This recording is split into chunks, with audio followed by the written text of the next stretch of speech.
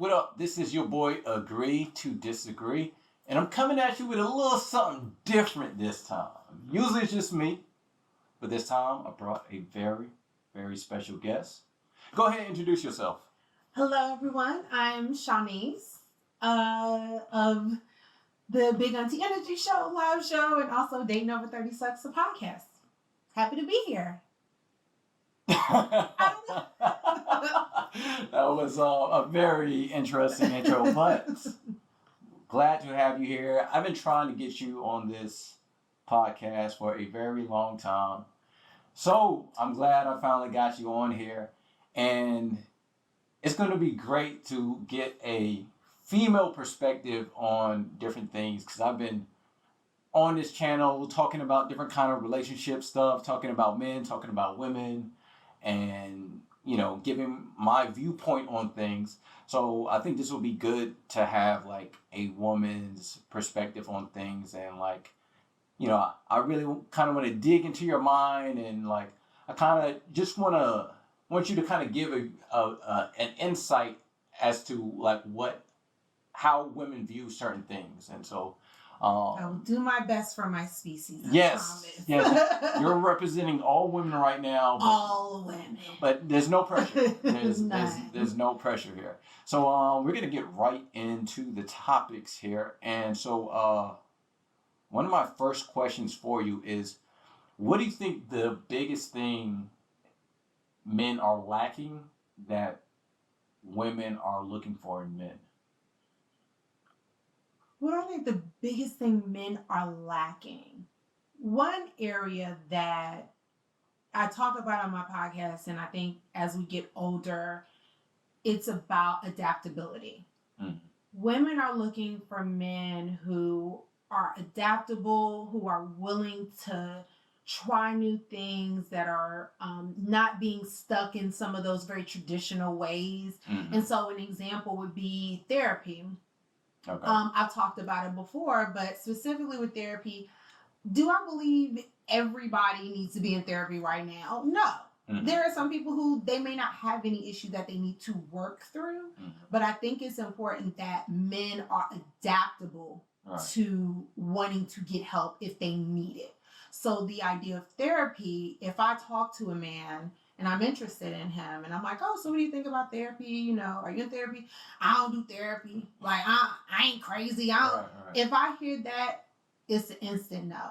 Because to me, that tells me that you are not willing to open yourself up. You're not willing to try something that's different. It's one thing if you said, I've never been to therapy, I don't have anything that I will go to therapy about, but I'm open to it if it's needed or if it's necessary. That to me shows that you're open. You're open to the conversation. You are willing to be adaptable. You're willing to step outside of your comfort zone specifically to get help, because none of us are above reproach, right? None of us are above needing help, needing to seek help. Right. And so with women of a certain age, I'm a woman over 30. We're not looking for men who are very this is what I want, this is what my grandparents had, and this is what... Yeah. Ain't nobody trying to hear that. You know what I'm saying? None of us are trying to hear, I don't do therapy, I'm not crazy. Ain't nobody trying to hear, I want the relationship my grandparents had. That's tired, we're not trying to hear it. Nobody's trying to hear, this is what I want and I am who I am. Nobody's trying to hear that. Okay. We grow, we develop, we don't stop. If you're in a relationship, you find your perfect someone at 35, mm-hmm. you are going to be different at 35 than you're going to be at 45. And so many women are not looking for men who are not adaptable. Mm. Because if you're not adaptable, that means how can I grow with you? Gotcha. So do you feel like that's something that women run into a lot, or is that just I don't know, something you feel is of major importance? It's definitely important. Okay. I think when it comes to what you run into, what's something that you run into specifically where you just man, this shit again? You know what I'm saying? What is that? What's that thing where it's man, if I meet another dude who has this trait, I'm gonna lose it? For me, there are two things that come to mind instantly, which is I'm still working on me. Okay. I'm so sick. I'm Yeah. still working on me. Mm-hmm. It is fine if you may say, I'm not quite at my goal, but I'm getting there and I want to be there. I want to be able to get there before I'm in a relationship or something. Okay. That's okay, but to me, I think that's also a cop-out. Right. You don't know if that person can help you get to that goal even quicker. And, they say, in the Bible, a man who finds a wife finds a good thing, right? Yep. I believe that if you are shutting yourself off to finding that special someone because you're like, well, I'm not there. I'm still working on me. So, I'm just... Right. What if what you're working on is something I'm actually very, very good at? Right. So, for instance, what if I'm trying to work on me is I'm really trying to save money because I want to purchase a house and purchase property. Mm-hmm. But I'm really good with finances and I'm good with money and I'm all about savings and I love doing different things to save and all this other stuff. You're shutting me off and I could be the benefit that your goal that's going to take you 5 years could take you 2 years. Cool. And can I give another quick example? Go ahead. So the other thing, that was one of the things I said, I'm tired of hearing, right? Yeah. The other things would be, I really wanted to be in this place at this time in my life, but I'm not there. But I'm still dreaming and I'm still this, that, and the other. Right. Well, what if you're cutting me off because you may feel like I would be in the way of you getting to your dreams? Kind of like blocking your blessings. Right. But what if our dreams align? What if your dream is you really want to get into modeling, acting, and podcasting? Right. And you haven't started, but you like, I really need to get this joint started. Like, I got to get to my dream before da-da-da-da. What if I've already been doing that? And I have connections, and I have friends in the entertainment industry. Right. So you cutting me off, like you said, is kind of blocking your blessings. And so I think when we think about how men close themselves off or things that I'm tired of hearing, it's that if I push you like that, does that hurt? No. But if I punch you like that puts a little power behind it, right? Yeah. Because you have more in a fist than you do in a finger. Right. Let's be a fist together. Ooh. You feel me? Yeah. And it was something I know I learned when I was a little bit younger. My family is I always tell people I have a big family. Mm-hmm. But that's because for me, family are my cousins, my second cousins, my cousins on my grandfather's side, my aunts, my uncles. We are so much stronger together than we are apart. And so I grew up in that mentality knowing I can always get further. Like some people may be like, Sassy will ask anybody. I do because I know if I do it by myself, I can only go back so far. But if I do it and I got you helping me collab, now both of us have my viewers, your viewers, now we're getting it out there. Right. We can get so much further. And so I use those examples because when you're talking to men and you hear those type of phrases, it is very frustrating as a woman because I'm sitting here like, I'm a project manager by trade. Yeah. My job is to get all the puzzle pieces, put it together, and get us to an end goal. Right. But because you are in I'm gonna do it on my own. Or I'm a project manager. I can get you there quicker, cheaper. Mm-hmm. And if you know anything about project management, like it's about keeping it in scope, keeping it on budget, and keeping it on time. Yeah.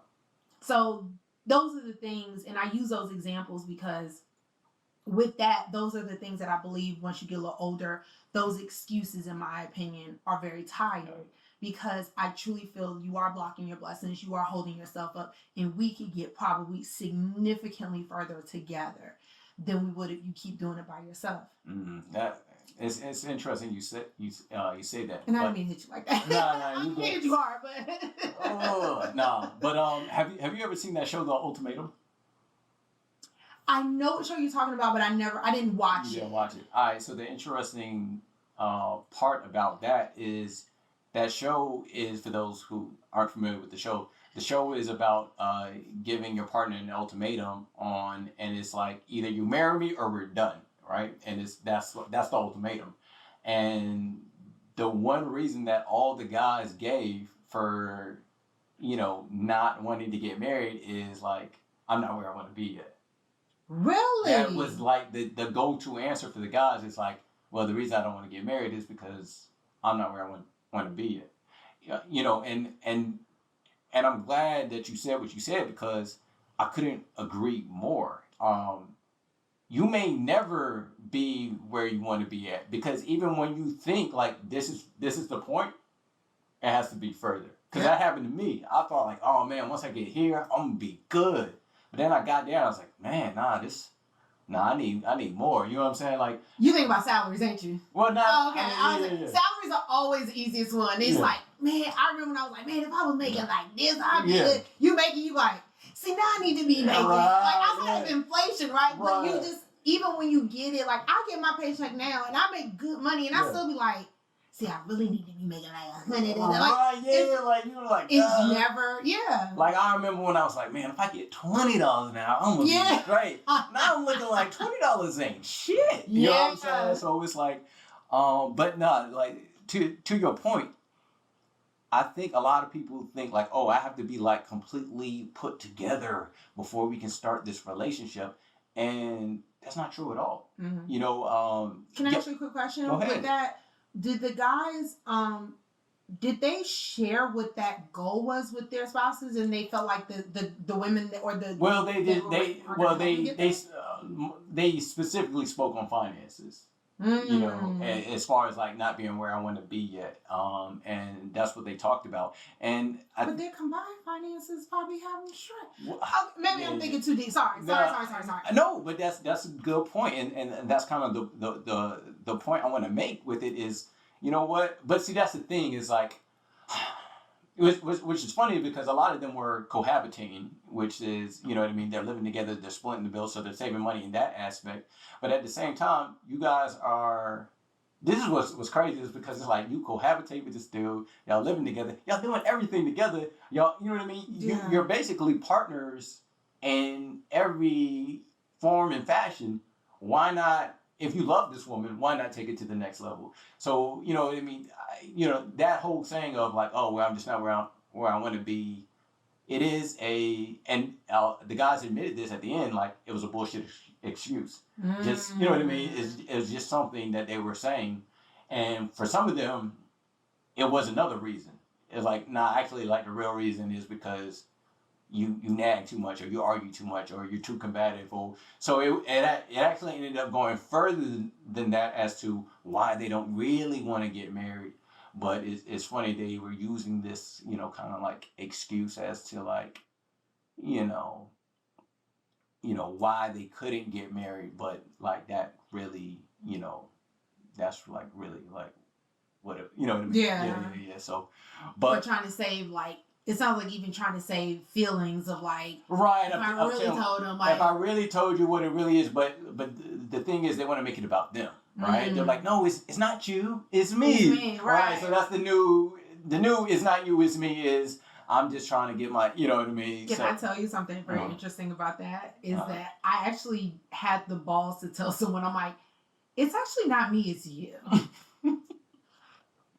I did. Oh man! Because and I'm not in a very sick, and I want to be very honest. It was not. See, I got you. No, but I had to be honest about it because it was an experience we had, and I realized I'm like, this is so abnormal for me, and I've never been put in this situation. And I was trying to go over like, what could it possibly be? Could it be past traumas? Could it be I was too in my head? Was I a little too drunk? Was I a little too this? Like I was trying to figure it out.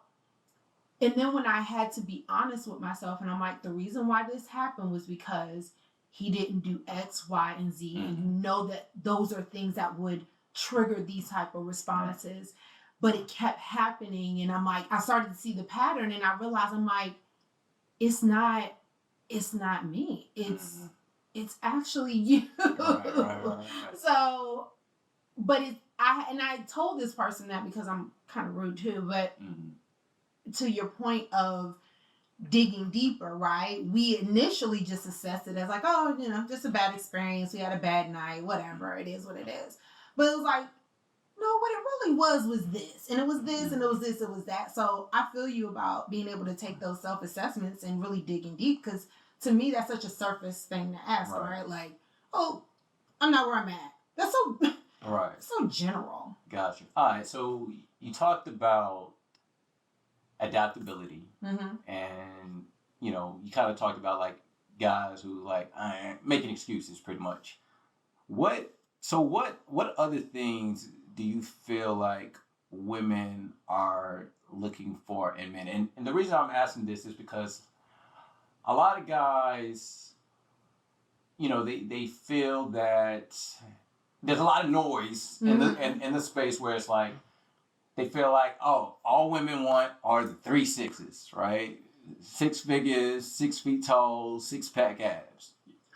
I'm like the 6s. Yeah, the 666. You're looking for the devil. Devil. Yeah. So. Okay. So I didn't think I was, but So but that's. Like, 2 6s might be nice. Right. 2 and 3. 2 and 3. Okay, well, at least we gotta keep 6 feet. I'm 5'6" plus. Okay. Like I'm 5'6" and a half. Okay, so women we gotta have at least 6 feet. Right. So women do like a tall guy. The crazy. I'll be honest. Most women do. Okay. And when I say that, is because I know short girls who are like I would say like short is under 5'5", right? The short girls always get the ridiculously tall guys. When you're 5'5" to 6 foot, you really want the tall guys because you're like, I don't want to tower over him, or I don't want to look him dead in the eye all the time. And if you're, one of the tall girls over 6 foot, you may have a little more adaptability, right? But we have just many of us are naturally more driven to taller men. For me, I would be specific. Like I said, in high school, I was active. I was a cheerleader. So I generally dated football and basketball players. They are generally taller. So that was kind of thing. Athletic, yeah. And they look like protectors. That's the thing. It's like women tend to go for like the protector types, and if you're tall, big, you look like you can handle yourself. It's attractive. Or even just taller than me. And if you're someone like me who loves to wear heels, like I said, the tall thing is pretty relative. And obviously there are a lot of women who may date guys who are shorter, but the instant attraction generally does go to taller men. As far as the 666 things, right? Now the 6-pack abs in my shallow 20s and my younger years, I was wild shallow. Okay. But now I'm like, I like the dad bods. Right. No, you're right. Or not dad bods, or dad bods, but I like men who got a little meat on them, who look thick, because I'm a little thicker than I used to be. So I need to know you can. I would definitely got a little girth. I would definitely agree that probably like the 6-pack ab thing is probably on like the lower tier. It's like it's nice if you have it, but it used to be a big thing. Yeah, I'm not gonna lie. Most women, especially if you're young, the younger audience, younger women. You do want that. Just like I think with guys now, you glamorize what that perfect body is, right? So we're looking for the dudes with the abs who in the gym, who got their shirt off and all this other stuff. As you get older, bodies change. You're like, I like to do a little tummy. Like, I'll be like, shit. I'm like, oh, that's what dudes be talking about when they want to feel a little love handle. I've been spending all that time in the gym. No, let me stop. But no, here's what I want to get into though, right? Because we talked about those 2 6s and the third 6 figures. Now, obviously, right? 6 figures, we already know, like, not a lot of people got 6 figures. But are you willing to admit that the money matters? Absolutely. Okay. But here's where the money matters. Okay. And I have been very vocal about, and again, that adaptability we talked about earlier, is realizing some of the things that we say, clickbait you hear online, there are nuances to it. Does 6 figures matter? Absolutely. But if you're making 6 figures and you're not good with your finances, that doesn't mean anything. Because we're going to be broke. We back to broke. Right. So to me, I'd rather have a dude who says, well, I make $75,000 a year. I got $20,000 in my savings. I got $10,000 in investments. I have a strong 401k. I'm really trying to purchase this home and have a rental property and all stuff. Because to me, I'm like, oh, you're $75K. really is actually estimated to be well into six figures, you are being fiscally responsible. This can grow. This thing can grow. Mm-hmm. Whereas I know dudes who make a lot of money, six figures, this, and the other. They waste it on nothing. Right. Most of the stuff they purchase and have are, you know, they're not assets. All of them are liabilities. It's not going to grow them. You know, they're spending it on nothing. And if I were to ask for $1,000 or ask for help, they may be the ones like, so, you know what I'm saying? Right. Like, so I'm waiting for this deal to come through. And if that joint come through, I got you. You know what I'm saying? Yeah. Or like I said, you ask them, well, how much you got in your savings? How much how much you have invested somewhere, and they don't. Right. All their money is on their body. And so do women think about that? Yes. But I have changed my conversation. Instead of saying, I want a dude who can match me or makes the same amount of money as me. Right. I've moved past that where I'm like, I want a man who is fiscally responsible.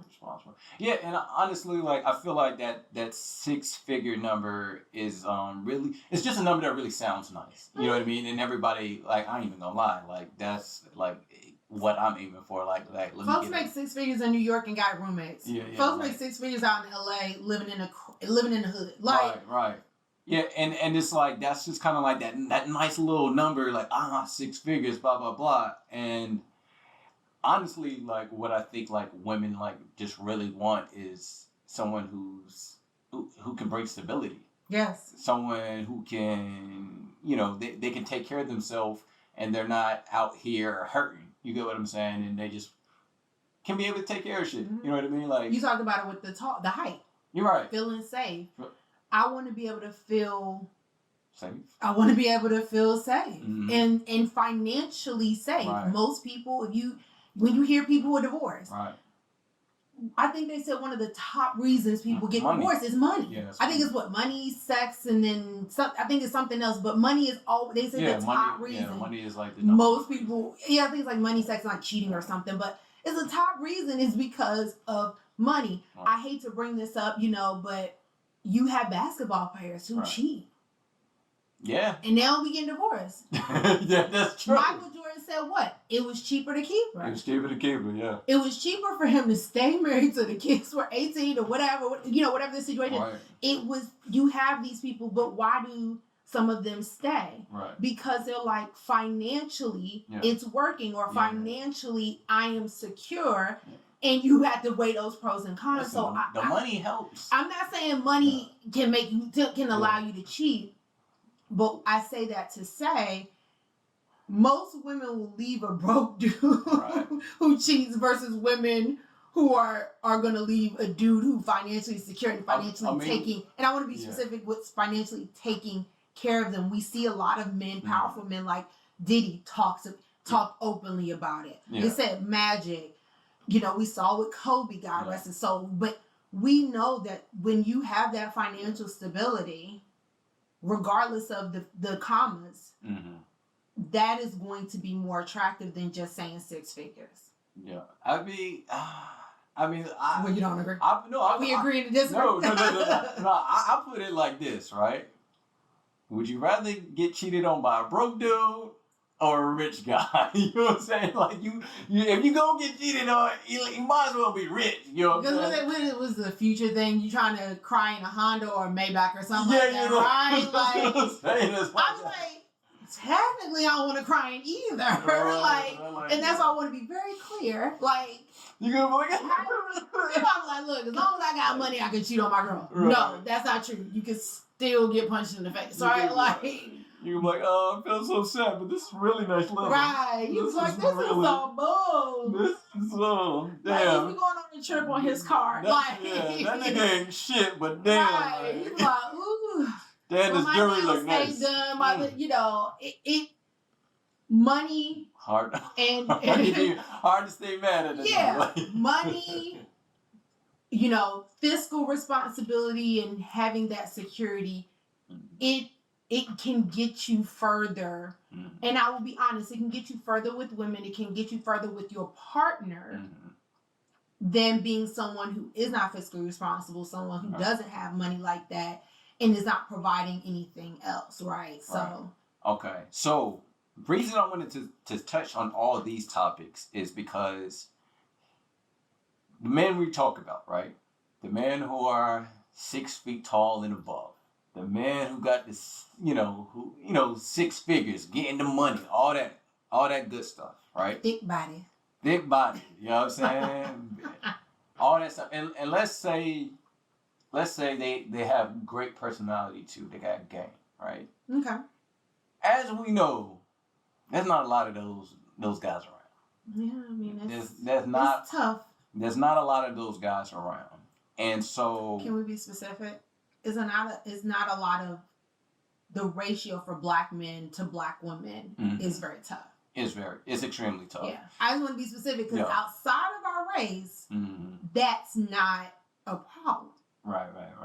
And that is someone who's dated outside our race, who travels. I mean, it's not a problem. it's still a problem as far as like. I'm sorry, it's still tough, but yeah, it's still as far as like statistically, because if you look at the numbers of like men who are like 6 feet tall and the men who are making over 6 figures, like I think it's like 10% of the male population making over 6 figures, and I think it's like 15% of the male population is over like 6 feet tall. Mm-hmm. So if you look at it in that aspect, like it's only gonna be like 1 out of 10 of those men who fit that.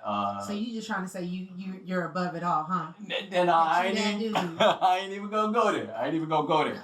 But like statistically, like 1 out of 10 is going to fit the role of being 6 feet tall and making six figures. With that being said, because those guys are so hard to find, the argument that's being made in the manosphere is that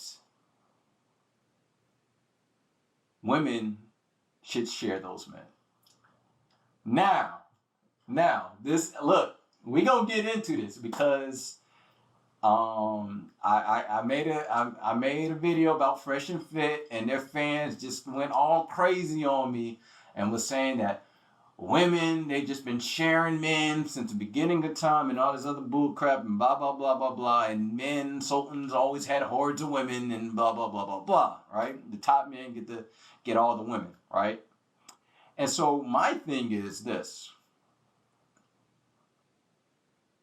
Not that I'm like totally against having multiple women, but if we think about the old times where the sultans and kings had all these women, it wasn't exactly consensual. Thank you. It wasn't exactly consensual. Like it wasn't like these women were basically sex slaves. They didn't actually agree to be like, hey, I'm gonna be with this sultan. Like no, he just came up and was like, yo, I want him. So my question to you is, do you think? Because I want to go ahead and get to the bottom of this and like put this conversation to bed. Do you think women will ever go along with the idea of polygamy or just like sharing dudes? Because that's the thing I'm trying to get, the idea I'm trying to get to. Polygamy will work, but are women going to go along with it is the question. So do you think that could ever be a thing that works? Like, how do you see that working? Absolutely. So first off, I want to say thank you for having a very educated conversation about it. And I use that very, very specific because it goes in the same kind of vein of these arguments that people have. Like, I want the relationship my grandparents had, right? Like, the historical context of the things we say matter. Right. And so when it comes to polygamy and sultans had multiple women, and in Africa chiefs had multiple women, and all this other stuff, you have to understand the historical context to that, because like you said, sultans had multiple women, but like you said, those women could not leave. Yeah, it was a dictatorship. You're right. Those were not women who were in a harem and could say, all right, I'm real good on all of y'all. It's too much of y'all in here. I'm about to dip. They couldn't do that. Right. They could have been like, Sultan, you tripping. I'm out of here. Right. Or if that was not an option. And even when we talk about chiefs in Africa and in other different cultures, unless you have a true understanding of the historical context, I really don't like to add that to the now, right? So when it comes to the now, and can women be in polygamous relationships and polyamorous relationships? Absolutely. But it takes a lot of conversation, it takes a lot of communication, and it takes a lot of true understanding of what that means. There's like a show on TLC where that's what it is. It's you know, they have a few shows about polygamy and you know, guys who have multiple wives and multiple kids and all that other stuff. But even when you watch it on these reality shows, right? Granted, how much you may think of the reality shows, the reality of it is there's a lot of conflict. Yeah. It's a lot of craziness that goes on. Right. And unfortunately, no one in these situations look happy. Like, I'll be honest. Anytime I've seen polygamous relationships that do look happy, there's generally a lot of sexual undertone. There's generally a lot more freedom sexually and being able to have different partners and what that means. But I've seen some of those other shows, and I'm like, even the dude don't look happy. He looks stressed having 3 wives. I think it was Sister Wives, I think I watched. I'm like, he looks stressed. They all look over. Like, nobody looks excited about it. Didn't D. Ray Davis have, like, 2 girlfriends, and then, like, that thing went to hell? Right. And I think Michael Blackson, which he talks about his background, which part of me really wants to be like, be honest about who you are and where you're from. Because some of his stories, I'm like, so are you from Philly or are you from, like, where are you really from? But that's neither here nor there. But he talked about being in this big open monogamous relationship. I follow him and I've seen stuff. I'm like, it don't look like you happy. Your girl don't, your wife or soon to be wife, whatever, she don't look happy. I don't even think they get married. Like, people want this idea of what polygamy is, but what I have found and what I have seen is that many people aren't happy because they don't know the context. You know, it's a lot of guys who are trying to convince and manipulate women. And do I think that, you know, and I even hear this new argument of like, well, Black women should really get into this idea of polygamy. You know, there's only a few good Black men out there. So if more Black women, you know, were open to these open relationships and polygamy, then, you know, y'all will have these good men. You just got to share them. And I always say, you probably saying that because you just want to be able to have sex with different women and not get in trouble. And Number 2, you don't understand all that truly goes into a polygamous relationship, because a lot of those have rules. It's a lot of rules. And so I'm like, a lot of y'all dudes aren't looking for the rules. You just want to be able to say, I got 2, 3 girlfriends, or I got 2, 3 hoes in different area codes and I can do whatever. But I also think that in a very misogynistic way, specifically towards Black women, it's a way to keep us down. It's a way to keep us from looking outside of our race and being open to having those relationships, because Black men are I do believe Black men are very protective of Black women, specifically wanting to keep Black women with Black men. But the fact of the matter is that the odds are against us, and there are a lot of men in this world of different races who are willing to be all of that and more in a very monogamous relationship, who have the finances, who have the communication skills, who have everything. And we're using these faux excuses of like, well, Black women should just think about polygamy. I mean, if I'm a good man and I got 2 girlfriends and a wife, I mean, if I'm treating everybody good, that Black women should try to embrace this. No, you're just trying to keep Black women to yourself, because Black women are finding, you know, I travel a lot.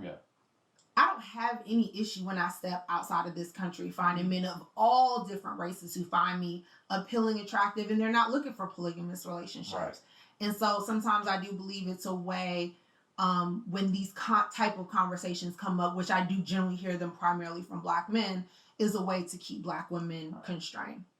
Yeah, and that's the interesting point there is like, as long as there's men who are willing to be monogamous with you and is willing to give you faithfulness, then I find it really hard that like women are going to be like, okay, you can have 2, 3, 4 women and I'll just be okay with it. But as long as there's men who like, you know what? Because, like, let me ask you this. Like, if you had to choose between a dude making $40,000 a year, but he was going to, like, he's a good man, but he's going to be faithful to you, versus a man who makes $150,000 a year, but he's like, nah, you got to be like 1 of 4. Like, who are you going to pick? Neither? No, can I say neither? Again, I think it's more about the treatment. The treatment, right? Okay. So, like you said, if it's someone who's making $40,000, again, they're making $40,000, but they're fiscally responsible. Mm-hmm. They like he's a good dude. Treated, he's a good dude. He treats you well, blah blah blah, and he's willing to be faithful to you. But then you got this other guy who's also a good guy. He also treats you well, but like the only caveat between the both of them, the only difference is he has $100,000 more dollars a year, but 110 specifically. 110. I'm sorry, math is all wrong. Just saying, you make 110 grand more a year, but you just got to share with 3 other women. But this guy, $40K a year, but he's just gonna be with you and only you, and it's all about you. I think if you are looking for a relationship where you may not want someone who's always there, who's always under you, who's always like, oh baby, this, baby, there's some women who are like, I like to be with you when I'm with you, but I also like to have my own space. I like to be able to do this. That's what you do see in some polygamous relationships, which is like, when we're together, it's cool, but I run my own household. I got my own house over here and I'm doing this. If that is something that you feel comfortable with, sure. For me specifically, would I want to be 1 of 4? Absolutely not. Because again, I'm financially good enough where, I'm going to go for the dude making $40,000 who's going to treat me great, and we can do all of these great things together. Right. Because again, money comes and goes. Your $40,000 messing with me trust me, it's going to triple. Right. It's going to double and triple. So I ain't worried about it. Right. And so the reason I asked that question is because I think a lot of dudes have this misconception that, well, you know what, if I make a lot of money, then that's the key for me having like multiple women. Like, that sounds like the Nick Cannon school of thought. Right. Like, I make 6 figures, and there's not a lot of me who make 6 figures, so like you have to share me. And so that's why I was trying to, get that point across. I was like, no, not necessarily, because I mean we can look at these celebrities, and when these guys try to cheat, you know what I mean? These women still divorce them. Yep. Absolutely. Look at Lala Anthony. Yeah. Look at Shaquille O'Neal. Like, they were out there doing it, and they got divorced. Yep. So it's like, Absolutely. So even when the guy is tall, 6 figures, not even 6 figures, 7, 8 figures, you know what I mean? Like, the women are still like, nah. And so I'm gonna play devil's advocate, because I know this is gonna be in the comment section. What guys are gonna say is, oh, you sharing them anyway. You know what I'm saying? You think you're not sharing them, but you sharing them anyway. So, what do you say to that, as far as like, we might as well be in a polygamous relationship because that guy who is, 6 feet tall, 6 figures, look good, he gonna have multiple women anyway. So what's your thoughts on that? Ladies, date outside of your race. Oh, we are not doing this. Black love on this channel only. I am not, look, I believe love is love. I do believe that, you should, I love black love. I went to 2 weddings this year. Right. It was all black on black on black. Right. I do. But to me, the cop out of, well, you gonna do it anyway. Like, if that's the choice you're trying to make, then that's fine. But I am always for women understanding and valuing their worth, not leaving the value of themselves in the hands of a man. No. And then understanding that the importance of finding the love that you want.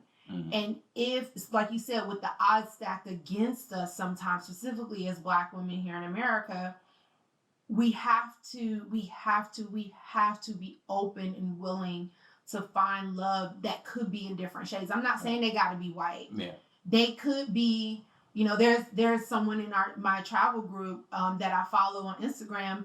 she went to, I think it was like Senegal or something, on a trip and found her husband out there. Right. You know what I'm saying? Like, she was just trying to be out here on the vibe and found her husband, and she was like, she lived, I think she originally lived in like New York, where there's tons of people, but she didn't find that love till outside of here. So when I hear those type of statements, to me, I feel like those are traps.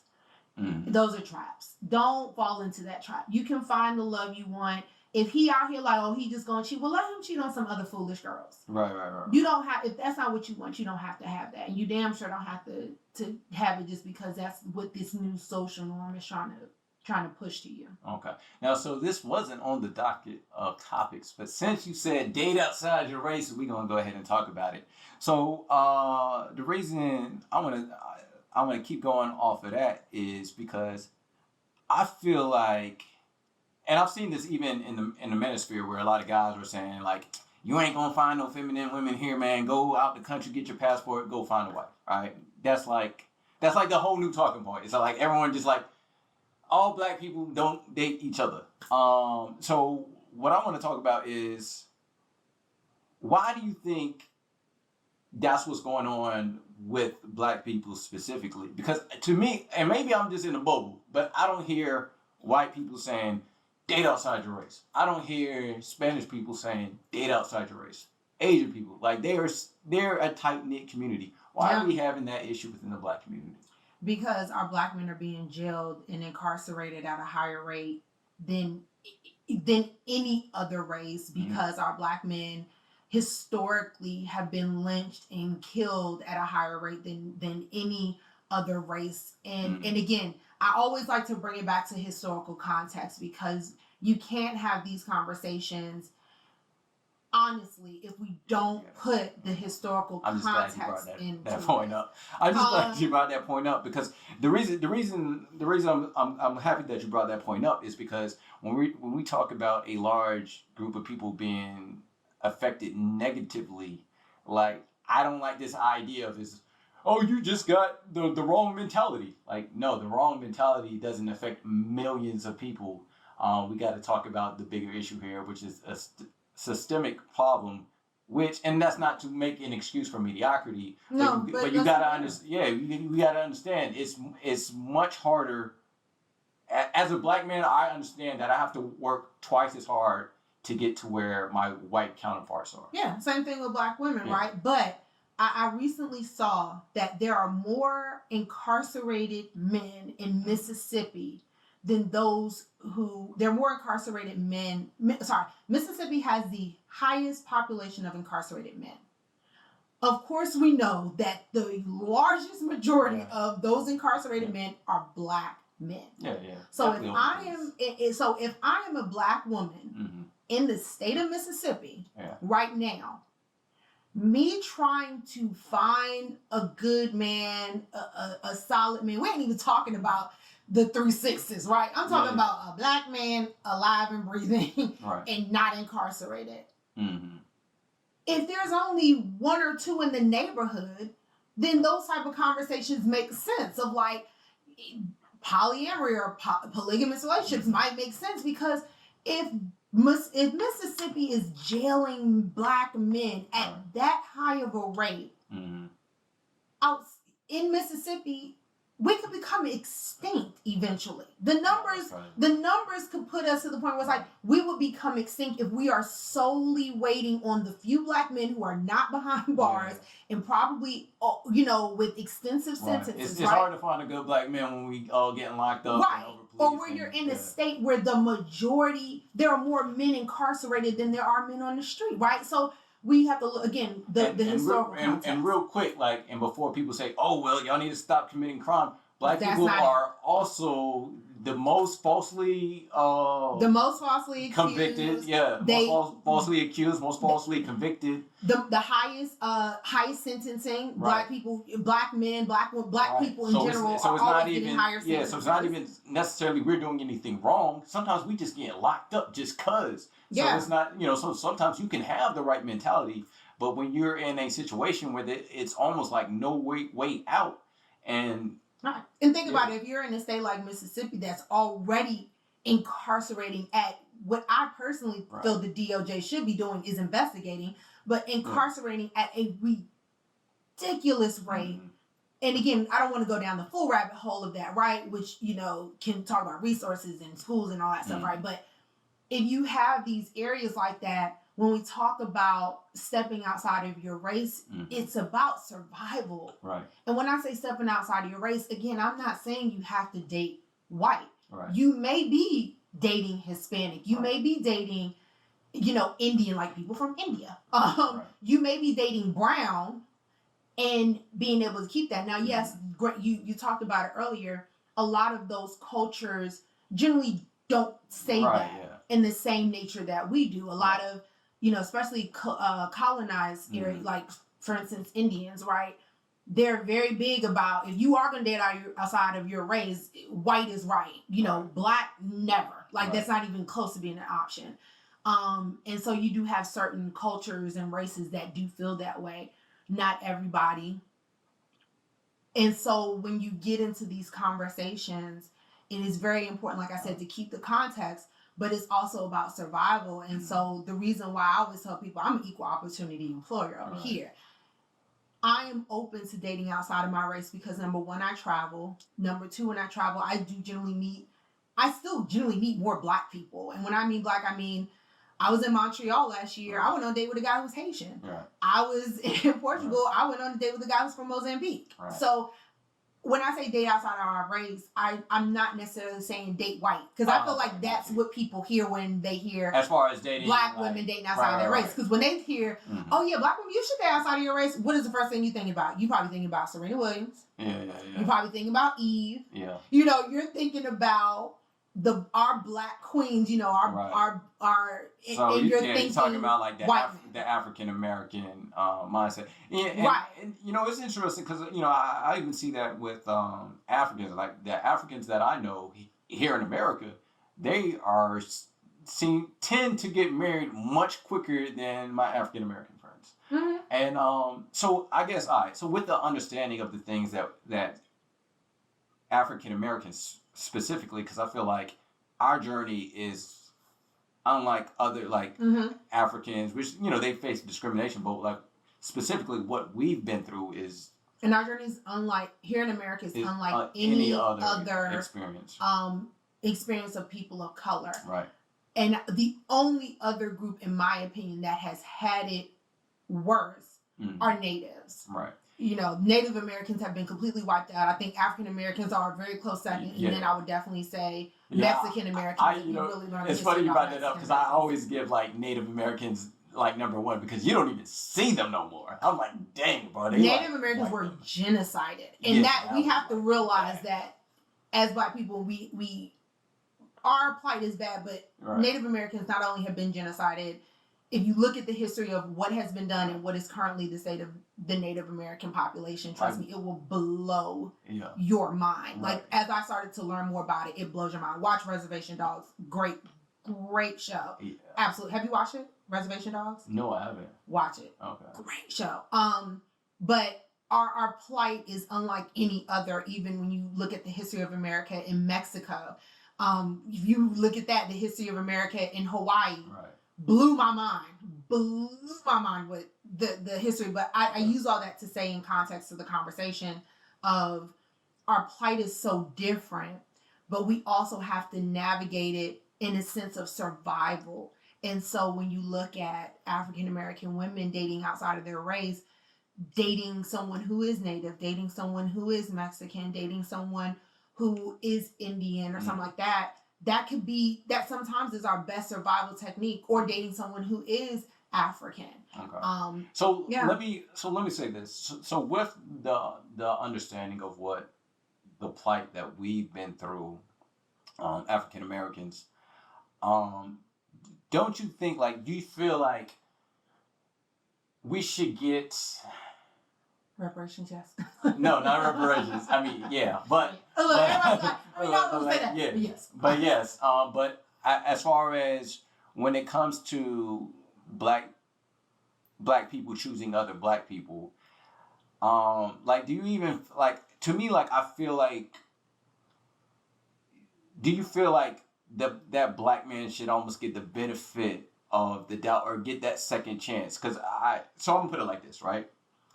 I know that black women are the most disrespected woman on this planet. And so with that being said, and everything that they've been told, I almost make it a point to be like, yeah, I love black women. You know what I'm saying? I think black women are beautiful because I feel like me as a black man, that's my job. And like, if no one else on this planet is going to love you, me as a black man, I am going to love you. That's kind of like my view on it. I mean, Google, they got a little bit better, but there was a point in time when you put in beautiful woman, you wouldn't be black. You wouldn't see a person of color nowhere on there, right? And like that shit is damaging, to the psyche. And so basically what I'm asking is like, like shouldn't us as African Americans, like even if there is like that Haitian or that Sudanese or Kenyan brother or white Asian, like shouldn't we be giving each other a second look before we like go that route? Absolutely. Okay.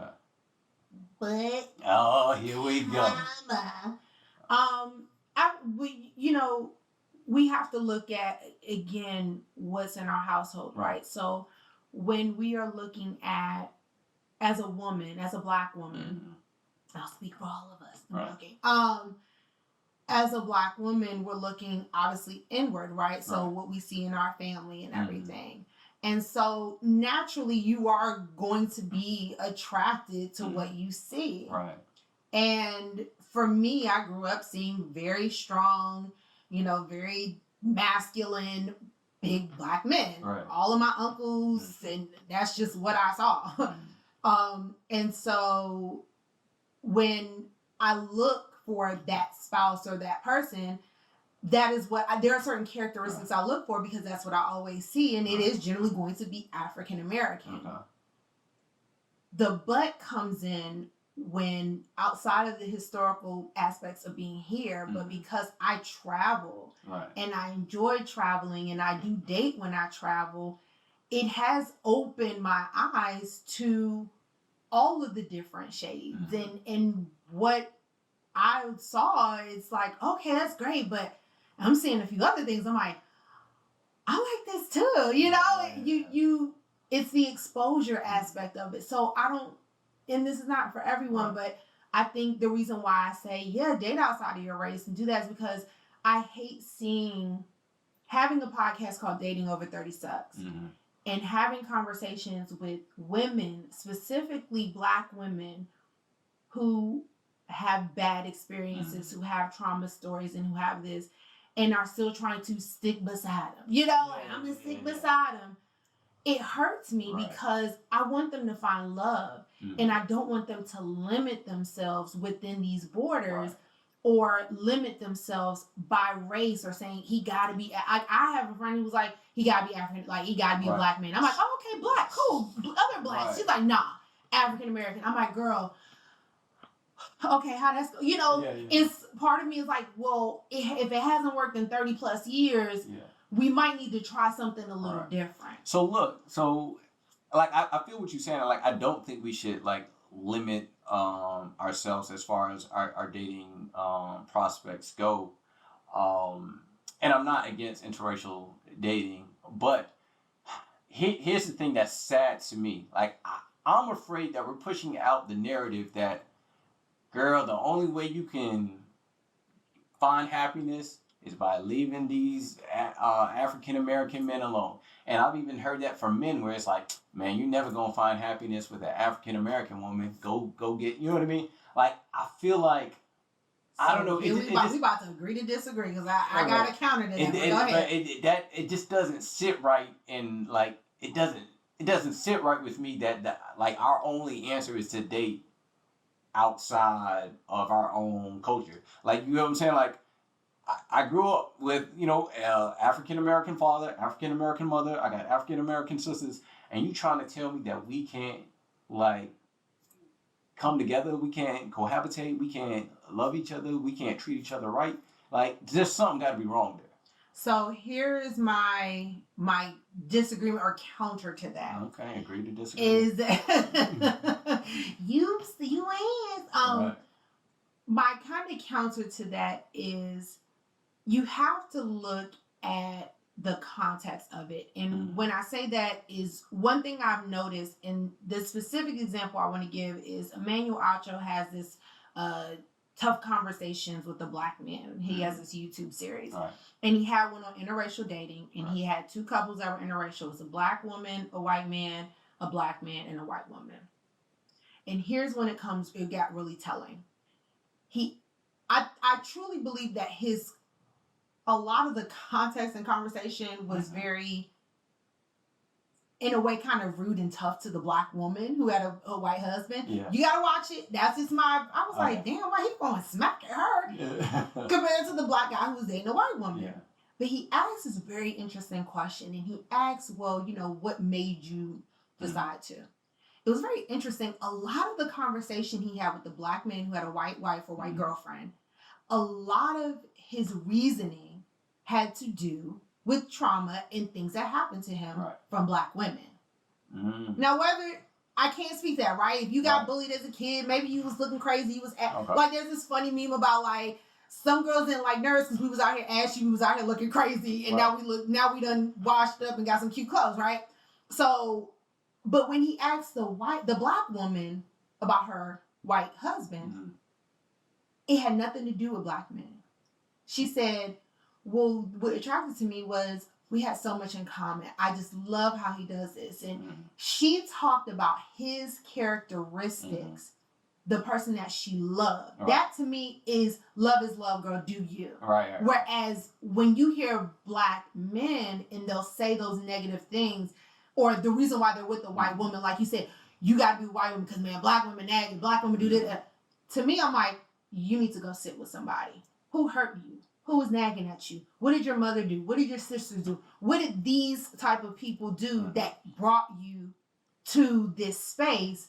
And not to get too personal, even in my life, that was one thing I noticed even about my uncles. I was like, who hurt? What happened? Something happened for both of y'all to date out your race, but none of my aunts or my mom did.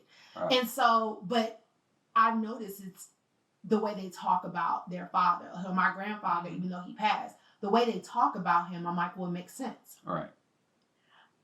I bring all of that up to say, and I give this example because when we talk about dating outside of our race, one thing that I have noticed specifically as a woman that's a little different and contrary to those type of comments is that women who date outside of their race, and I even have episodes on my podcast about it, they're dating outside of their race because they're not saying, well, I don't love black men, or I don't want to be with African American men. They're not saying that. I'm gonna give you pushback. Many of them are saying, I'm gonna give you pushback.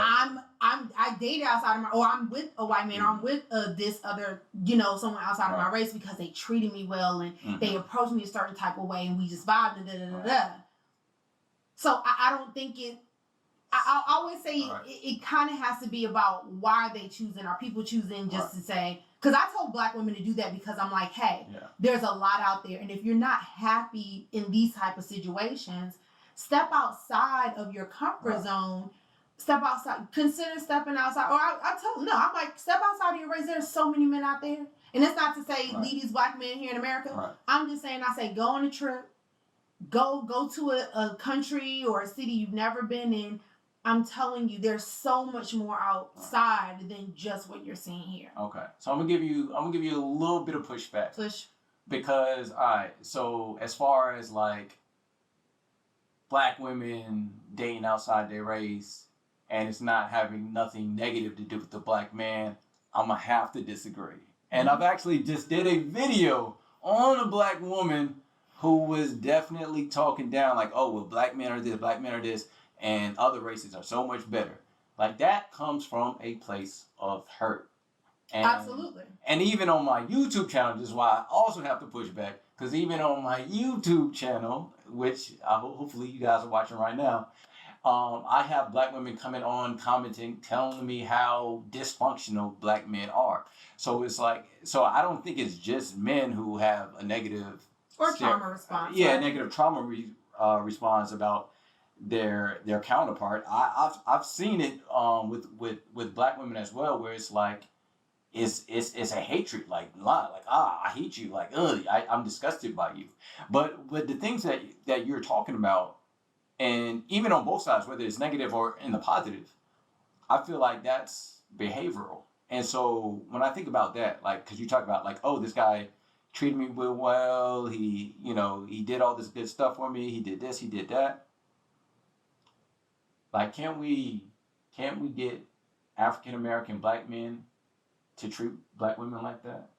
Or to the opposite end, or it's like black men ain't this, black men ain't that, black men ain't this. Like, can't we like coach like or raise our sons in a ways where they're not those stereotypical things that black women talk about? You get what I'm saying? I do. Like why is it like why can't like it's almost like we can't be fixed. And that's the thing that I reject. Like I reject that black men can't be fixed, and I reject that black women can't be fixed. Like I'm not gonna conform to this idea that all black women are loud, ghetto, masculine, and you know what I mean, and disagree. Yeah, right? I seen something recently that right. like black women are real in their masculine. They're more in their masculine energy than any other race, and I'm like. Right. I don't know how I feel about it. Right, but see, that's what I'm saying. Like when I just said that, like I know you was like, nah, you know what I'm saying. But in the same way, like us men, black men, we don't like to be typecast either. As to like all black men ain't shit. They ain't got their shit together. They ain't got no job. They broke. They dusty. Like as a black man, like you gotta understand, like we don't like being typecast like that. You get what I'm saying? Absolutely. So personally, like I feel like. Like we shouldn't be doing that to each other. But I'm saying, like, if we focus on that, like couldn't we make it work between each other? We absolutely can. The question is, where's the capacity, right? When you think about just the whole context of what we've been talking about, where is the capacity for us to fix that? Like when I say reparations, like I remember one time I was having this big debate about reparations, and I said reparations that could change the black community could be one of two things. Number one, I think all black people should have free access to therapy. Mm-hmm. And I said, if you gave all African Americans here in the United States free access to mental health therapy, what we're talking about, some of that divide, would instantly be lifted. Okay. I think some of that would absolutely put us more far.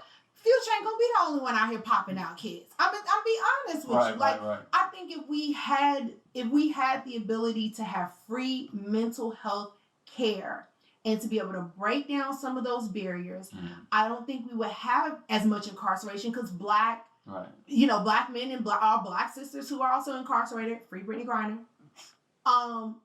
would be in positions where they're like, well, we don't have to do that. We're going to police our own communities. We got black men who are going to become police. They're only going to police our communities. We're going to do better in our own selves and this and another. We building up communities because you have to think about it. After Reconstruction, a lot of that boom came because of what? Black people, all of us collectively, were doing well. We were prospering. Even with the outside elements, we were doing so much better. And we have big families. So add to that. In my opinion, I feel like that's, not to say don't date outside your race, but to the point of saying, you know what, I give up on my people and going off and going to another community, like is really like giving up on the community as itself versus finding that connection with somebody and being that positive couple that people, you get what I'm saying, look forward to being, and then raising your kids in that same form of fashion. If you go get with a white man, now you just kind of like, You know what I mean? Like, who knows? Like, you might come out with a blue-eyed, blonde-haired baby, and I was about to say something real rude. right, and now you're raising this outstanding young white man. You know what I mean? Instead of being with your own people, and I know you said not just white people, but I'm just giving you an example. Versus being with an African American, not being a statistic, marrying your own, actually helping the numbers within the marriage rates within this country. Like that's. I mean, to me, like I feel like that's, we done solved the problem. Right, like we done solved the problem. I feel like that's doing your part, and so that's just for me, and maybe I'm just like an optimistic or something like that. But I feel like us, like we can work it out together, and like the divide between like black men and black women and the war, like it bothers me. Yeah. Like one thing I think when you talk about racial mixing and everything, we are, again, African Americans are very unique. You know, we are so mixed and racially mixed, and I look at it the same way as you think of like Mexican history and the Aztecs. John Leguizamo does a really great history of it, which is, unfortunately, because of our situation, we're already so racially ambiguous and racially mixed that at this point, we are trying to keep our bloodline together and keep the African American, bloodline going. But just as natural evolution happens, that too is going to evolve. I mean, even we think about our families, right? My mom is a baby boomer, where having families with a bunch of siblings, that was common. Nowadays, our kids are going to grow up where it's like, oh, you got 3 siblings. It's like, good God, right? Like, I look at friends who have multiple kids, and I'm like, that's a lot of food.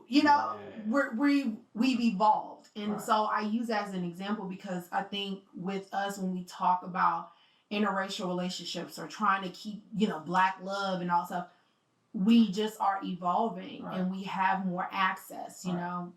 Our parents, my grandmother wasn't traveling the same way at 36, right? Like, I'm 36. My grandmother at 36 was on baby number 3, 4. You know what I'm saying? And they weren't traveling all over the world like I am. So we are just in a more evolved state. And so I think our ideas and the conversations we have like this have to also evolve. We have to take historical context. We have to understand access that we have. We have to be realistic about dealing with issues in states like Mississippi, where there's no reason why this state has more incarcerated people than any other country in the world. That's a problem, right? So we have to be more. We can't be as black and white with these conversations. We have to be more involved in how we talk about these issues.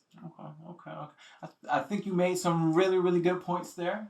I think you really made, and I'm glad we had some disagreements because it creates a better dialogue and get different perspectives on different things.